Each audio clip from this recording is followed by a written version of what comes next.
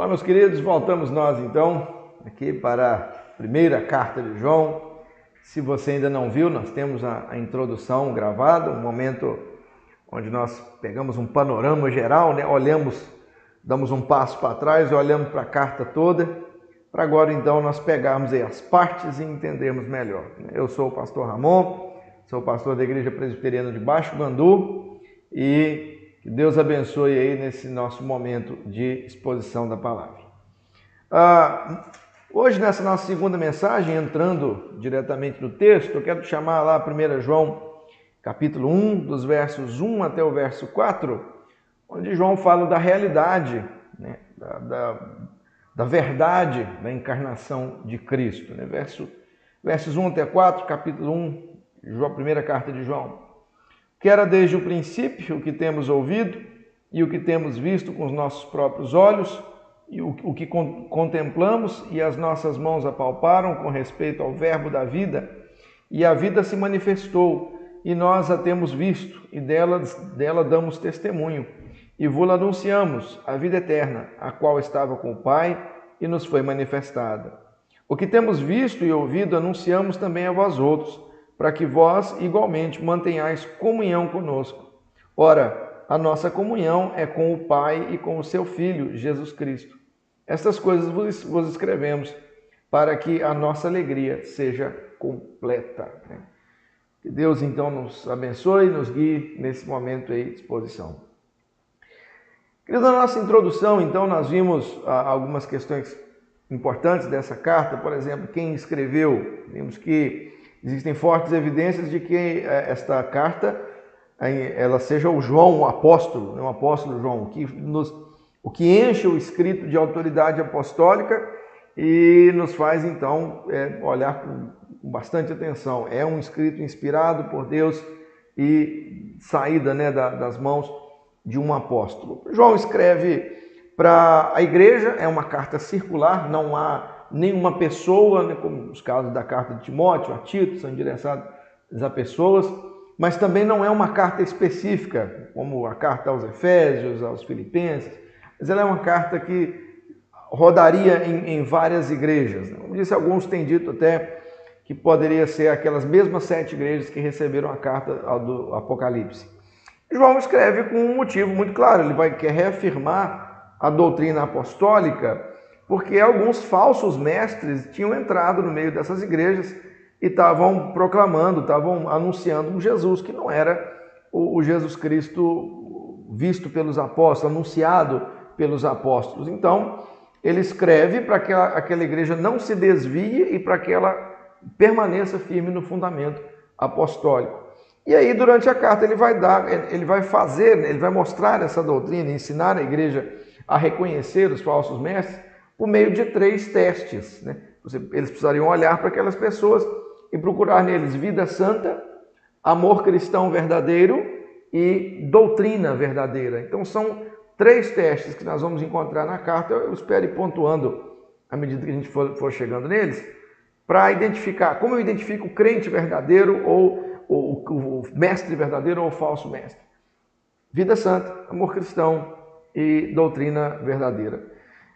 João inicia a sua carta, então, ele começa dando testemunho, como o apóstolo que é, isso é importante, nós entendemos isso, ele começa dando o seu testemunho apostólico da divindade e da humanidade de Jesus Cristo. Ele vai pegar esses 2 pontos importantes, Jesus como humano, aquele que se encarnou, mas também como divino, aquele que existia desde a eternidade. Olha, vamos fazer algumas notas nesses versos, perceba como ele começa anunciando a pré-existência de Jesus Cristo. O texto inicia assim: o que era desde o princípio. E essa palavra princípio aqui, ela é uma palavra importante, muito parecida com a palavra usada por João, né? No princípio era o verbo estava com Deus e o verbo era Deus. E esse princípio aqui talvez soe como uma ideia de primeiro, né, o começo, mas não é nesse sentido que essa palavra está sendo usada. Ela está sendo usada como o princípio de onde emana todas as coisas. Né? Se você virar a sua Bíblia, capítulo 2, verso 13 e 14, olha como é que essa palavra ela é atribuída a Deus, né? Como aquele que existe. Pais, eu vos escrevo porque conheceis aquele que existe desde o princípio. Ou seja, não é um princípio no tempo, mas a ideia de sempre existiu e de onde todas as coisas procedem, né? Jovens, eu vos escrevo porque tens vencido o maligno, é o verso 14 do capítulo 2. Filhinhos, eu vos escrevi porque conheceis o Pai. Pais, eu vos escrevi porque conheceis aquele que existe desde o princípio. Então, quando João vai falar de Jesus, ele coloca Jesus como aquele que era desde o princípio, ele está falando da divindade de Jesus. Não houve um momento em que Jesus veio a existir, mas ele já existia, né?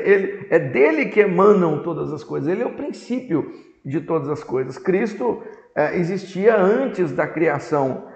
Infelizmente, algumas religiões que entendem Jesus Cristo como a primeira criatura de Deus, né? E aí tudo a partir dali, mas não é esse. Quando João fala que ele era desde o princípio, ele literalmente está dizendo, olha, Cristo sempre existiu.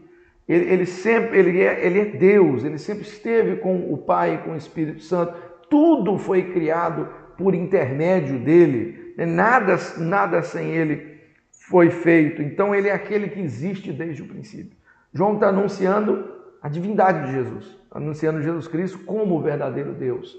Aquele que viveu fora do tempo, que existia antes mesmo da criação do tempo. Embora pré-existente antes do tempo, João vai mostrar que esse que existia antes do tempo manifestou-se no tempo, porque o texto continua assim: o que temos ouvido e o que temos visto com os nossos próprios olhos, o que contemplamos e as nossas mãos apalparam com respeito ao verbo da vida. Então, nota esta contemplação, o ver com os próprios... O que João está dizendo? Aquele que era desde o princípio, o Deus Todo-Poderoso, que sempre existiu, ele se manifestou no tempo. Houve um momento em que aquele que sempre existiu fora tornou-se visto, ou seja, Cristo se manifestou incontestavelmente. A encarnação de Cristo é algo verdadeiro, ele não foi... Veja que o texto fala que as mãos apalparam, eles tocaram em Cristo.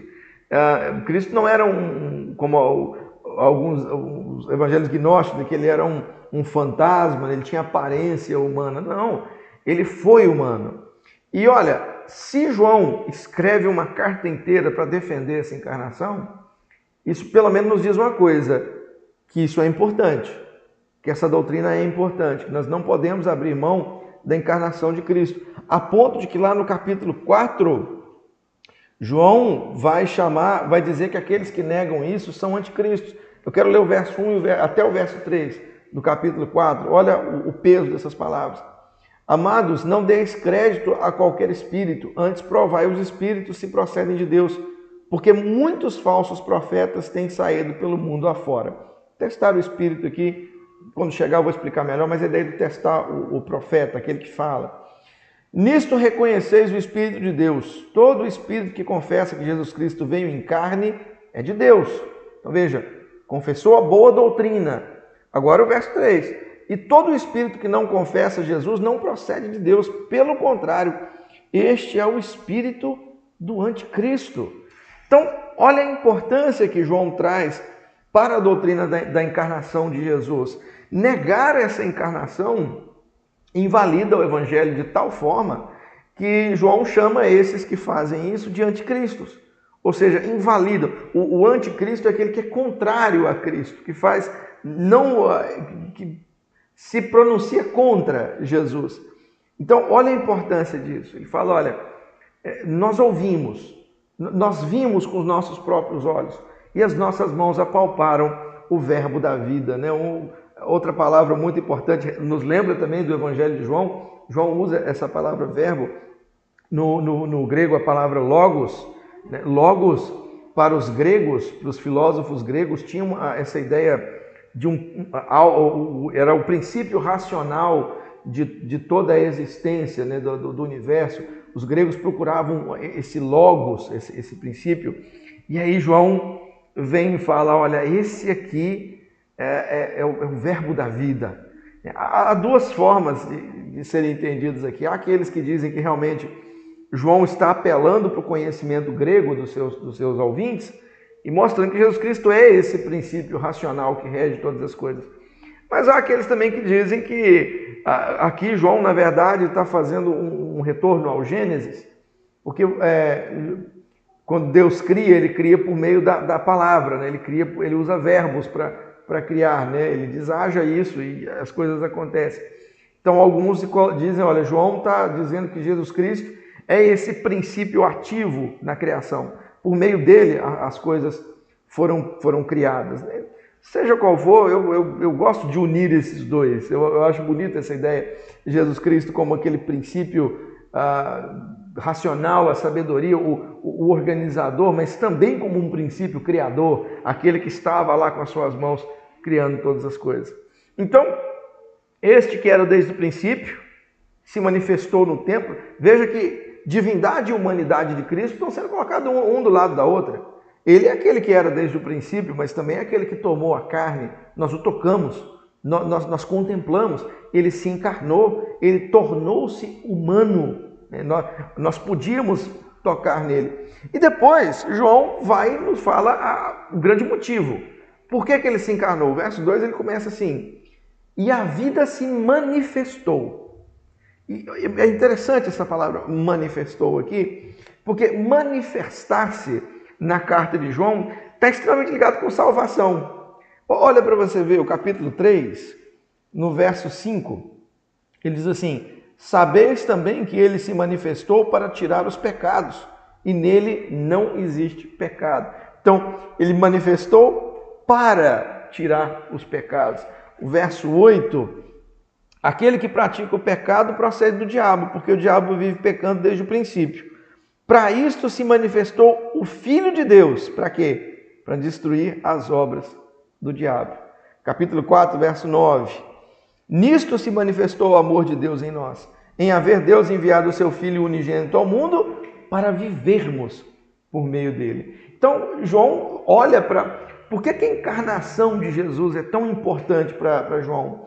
Porque ele vê que essa encarnação, esse manifestar-se em carne, Deus se manifestando em carne, está extremamente ligado com a salvação. O grande motivo da encarnação é a salvação. A vida se manifestou, né? Cristo, o doador da vida, ele se manifestou e essa manifestação foi testemunhada. O verso 2 continua assim, ó, e a vida se manifestou e nós a temos visto. E dela damos testemunho e vula anunciamos. O que João está fazendo? Lembra que os falsos mestres estavam indo contra isso, contra essa manifestação. João está pegando e dizendo, não, os apóstolos, ele está combatendo o falso ensino com a doutrina apostólica. O nós aqui é bem provável que se refira aos apóstolos, aqueles que testemunharam, aqueles que viram a manifestação do verbo da vida, ou seja, a base de toda defesa do evangelho, ela é a doutrina apostólica. Por isso nós precisamos estar firmados nessa doutrina apostólica. Aqui, muito especial, a doutrina da encarnação. Olha como é que continua o verso 2. A vida eterna, a qual estava com o Pai e nos foi manifestada. Ou seja, nós temos visto, nós estamos dando testemunho desta vida que estava com o Pai e se manifestou. O que é isso aqui, meus irmãos? O conteúdo do Evangelho. Qual que é o conteúdo do Evangelho? É Cristo. A vida eterna, que Ele conquistou para nós. O centro do Evangelho é Cristo. A grande mensagem da carta de João, dessa primeira carta de João, é essa. Olha o capítulo 5, do verso 11 até o verso 13, o grande motivo de por que João escreve. E o testemunho é este, que Deus nos deu a vida eterna, e esta vida está no seu Filho. Aquele que tem o Filho tem a vida. Aquele que não tem o Filho de Deus não tem a vida. Estas coisas vos escrevi, a fim de saberdes que tendes a vida eterna, a vós outros que credes em o nome do Filho de Deus. Então, a grande mensagem de João, Cristo é o centro do Evangelho, e Ele conquistou para nós, com a sua manifestação, com a sua obra, com a sua vinda à terra, a sua morte na cruz, ele conquistou para nós a vida eterna. Então o centro do Evangelho é Cristo, é o Senhor Jesus, né? O centro não é você, né? Os bons entendedores aí. O centro não é você, o centro do Evangelho é Jesus Cristo, a manifestação. E essa manifestação, por isso que João dá essa importância. A manifestação, a encarnação de Cristo é algo importante. Saber que Cristo é Deus, mas que além de ser Deus, houve um momento que ele também foi homem. Ele sempre foi Deus, mas houve um momento na história que ele também foi homem. É parte muito importante. Olha como é que o verso 3, ele inicia dizendo assim: o que temos visto e ouvido, anunciamos também a vós outros, para que vós igualmente mantenhais comunhão conosco. Então, a importância.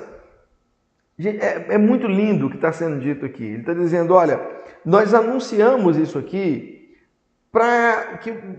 Imagina só, eu estou anunciando Cristo para que você creia nesse Cristo e nós também tenhamos comunhão. Então, o que ele está dizendo?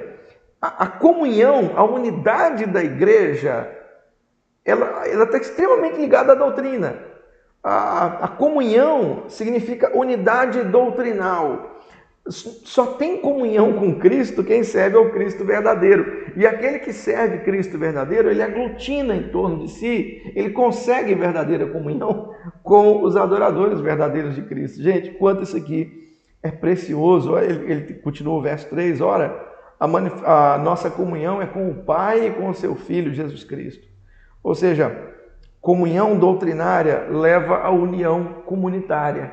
Nós só temos comunhão, a comunhão verdadeira da igreja, ela só acontece quando a igreja está em torno de Cristo, quando Cristo é o centro, quando as nossas mensagens, quando a nossa pregação, quando a nossa vida em comunidade, ela tem Cristo como centro, é aí que nós encontramos comunhão. Meus irmãos, isso é tão importante, porque a comunhão da igreja é um assunto hoje, né?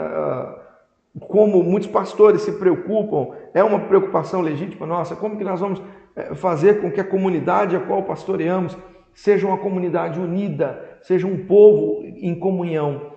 Está aqui a dica. João diz, olha, a comunhão doutrinária leva à união comunitária. Se estamos em torno de Cristo, esta doutrina, esta comunhão com Cristo vai nos levar também à comunhão com os irmãos. E aí o verso 4, né, ele fala o motivo de escrever a carta. Essas coisas, pois, vos escrevemos para que a nossa alegria seja completa. Qual que é o propósito de todo pastor, meus irmãos? Creio eu.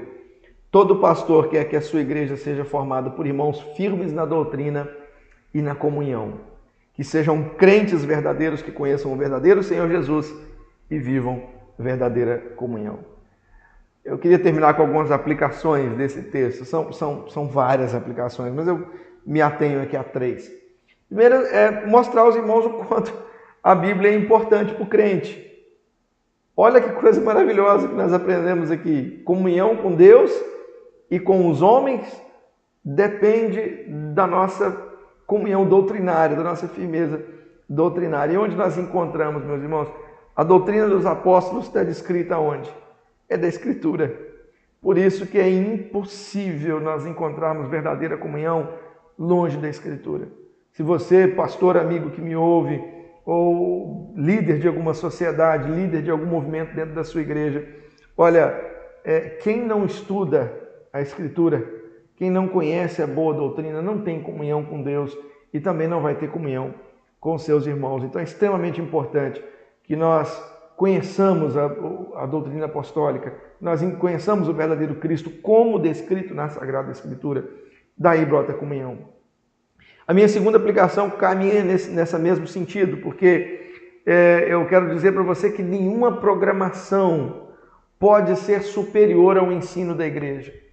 Nós vivemos tempos onde muita gente tem trocado o estudo bíblico por encontros menos formais, tentando assim, talvez aqui com um encontro sei lá, um bate-papo e tudo, essas coisas são muito importantes. Eu não estou dizendo que não devam acontecer, mas comunhão verdadeira, ela vai brotar da nossa união doutrinária, da nossa união com Cristo. Nós só vamos conseguir sermos crentes unidos quando a nossa união com Cristo for verdadeira. Então, nenhum encontro da igreja deve ser feito aquém da Escritura, aquém da comunhão com Jesus. Não importa quantos encontros você faça, muitos hoje têm essa ideia, não, vamos fazer algo mais informal e naquele sentido de alguma brincadeira e tudo, mas, meu irmão, essas coisas elas podem até inchar a igreja, elas podem até dar uma aparência de crescimento, mas a doutrina é a base da verdadeira união. A igreja moderna tem falhado nisso. Nós sabemos que a comunhão é pouca. Nós sabemos, muitos pastores, eu creio que olham para a igreja, e se você é alguém que está passando por isso, você olha para a igreja e pensa, olha, eu queria ver mais comunhão, eu queria ver meus irmãos mais unidos. Sabe, dá um primeiro passo por aqui. Não adianta tentar outra coisa. Expõe a Bíblia para a igreja, o verdadeiro Jesus Cristo. Não adianta tentar evangelização, encontros, acampamento, caridade, louvores, essas coisas são importantes, mas quando elas são feitas aquém, e quando elas não estão centradas em Cristo, e vai por mim, meus irmãos, pode haver evangelização, pode haver encontros de louvorzão, onde Cristo não é o centro, e se isso acontece, não dá certo. A exatidão teológica, a preocupação com o ensino da igreja leva à comunhão, meus irmãos. Querido, que nosso Deus, né, e Pai do nosso Senhor Jesus Cristo nos ajudem na força do Espírito Santo para compreendermos aí melhor essa realidade. Que Deus te abençoe e fica aí essa mensagem. Bíblia é importante, a encarnação de Jesus Cristo é importante, doutrina é importante e a comunhão dos santos gira em torno da nossa comunhão doutrinária. Deus abençoe, meus irmãos, e até o nosso próximo encontro, qual eu vou tentar gravar agora mesmo. Deus abençoe.